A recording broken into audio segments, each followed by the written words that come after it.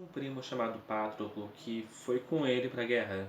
E era uma das únicas pessoas com quem Aquiles se importava de um jeito profundo, porque eles cresceram juntos e treinaram juntos. Para resumir bastante a história, teve um dia em que Aquiles não queria lutar e os gregos estavam perto de perder sem ele.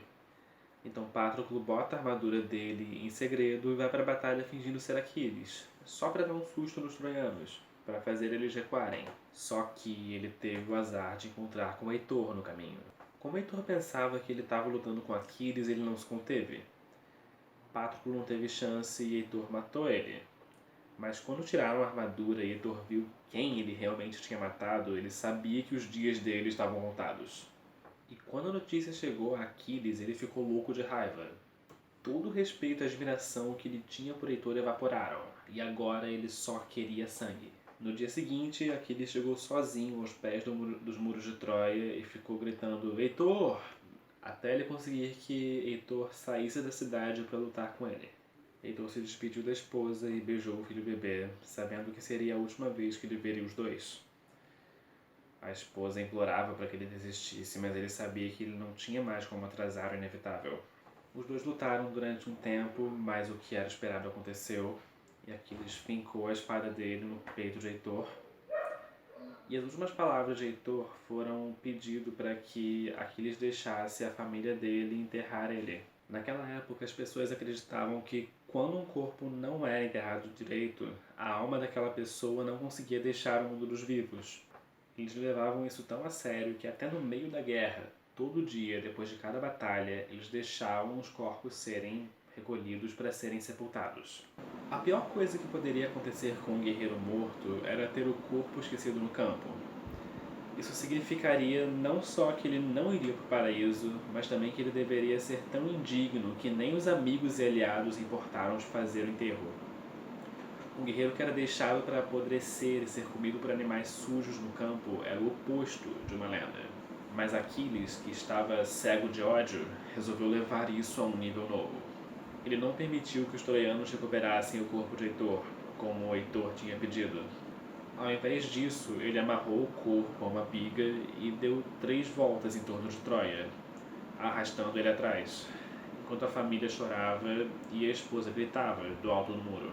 Depois ele trouxe o corpo para o acampamento grego e deixou ele no chão, do lado de fora da tenda. Ele passou a acordar cedo todo dia só para arrastar Heitor em volta do túmulo dos Patroclo várias vezes. E dizem que, mesmo assim, os deuses não permitiam que o corpo apodrecesse. Então, uma noite, Aquiles recebeu uma visita inesperada. Era Príamo, o rei de Troia e o pai de Heitor. Ele, que era idoso e não tinha treinamento nenhum, conseguiu entrar no acampamento grego também com a ajuda dos deuses. Príamo se ajoelhou aos pés de Aquiles e falou que ele saiu da cidade impenetrável e foi sozinho para o acampamento inimigo só para implorar que Aquiles devolvesse o corpo do filho dele. Aquiles não deixou, ainda com raiva, e contou como Heitor matou o primo dele a sangue frio, que era a última pessoa próxima que ele ainda tinha. Então Príamo pergunta a Aquiles quantos primos ele já tinha matado. Quantos pais, irmãos e maridos ele tirou do mundo antes da hora. Ele pergunta se Aquiles realmente se achava no direito de julgar Heitor como se ele fosse diferente. Ele pergunta a Aquiles se ele percebia quantos homens ele tirou do mundo ao matar Heitor, e quantas pessoas sofriam com o que ele fez.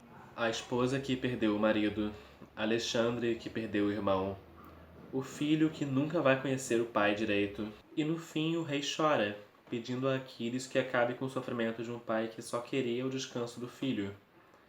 E Aquiles chora junto com o rei, sentindo pela primeira vez o peso de todos os dias de guerra que ele enfrentou. Aquiles deu a Príamo uma carroça para ele conseguir voltar a Troia levando o corpo de Heitor. E depois disso, os gregos deram aos troianos uma trégua de 12 dias para eles conseguirem superar o luto.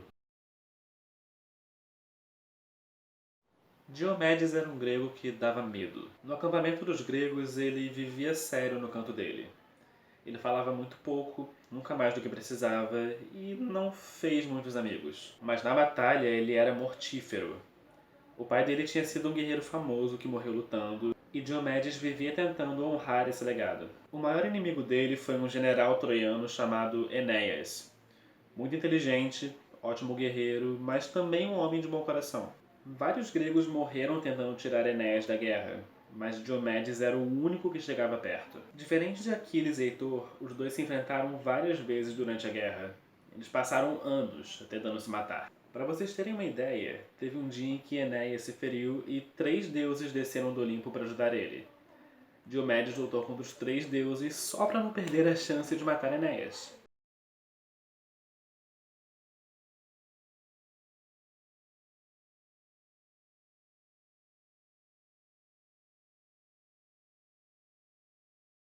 Enfim, esse era o tamanho da determinação de Diomedes para matar Enéas. No final da guerra, quando Troia já estava pegando fogo e os gregos estavam matando todos os troianos que encontravam, Enéas foi atrás do pai. O pai tinha um problema na perna e não conseguia correr sozinho. Então Enéas teria que carregar ele nas costas, correr pelo meio do caos e se esconder de qualquer soldado grego que aparecesse no meio do caminho. Mas isso não aconteceu, porque os gregos já estavam no quintal do pai de Enéas e cercaram os dois assim que eles saíram de casa. Nenhum soldado tinha certeza do que fazer. Um deles disse para matarem os dois porque Enéas merecia morrer por cada grego que ele matou na guerra. Mas uma voz gritou desonra no meio dos soldados. E para surpresa de todo mundo, era Diomedes. Depois de tantos anos fazendo de tudo para matar Enéas, Diomedes exigiu que os soldados abrissem caminho para ele passar com o pai e que ninguém atacasse os dois. Matar um guerreiro tão habilidoso naquela situação e sem dar a ele uma chance de se defender teria sido uma desonra absurda. Só que mais importante, se existia alguém em Troia que valia a pena salvar, era Enéas. De todos os troianos que ainda estavam vivos naquela hora, e, para ser sincero, não eram muitos, Enéas era o mais valente e justo.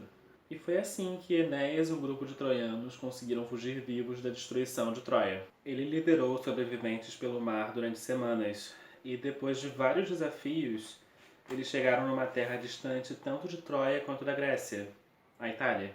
Ele passou adiante todos os valores que ele cultivou na vida para os filhos e para os outros refugiados. E no final, aqueles mesmos valores que ele não deixou que a guerra abalasse e que acabaram convencendo os gregos a poupar a vida dele foram os pilares para um dos maiores impérios que já existiram. E assim nasceu Roma, fundada pelos descendentes de Enéas.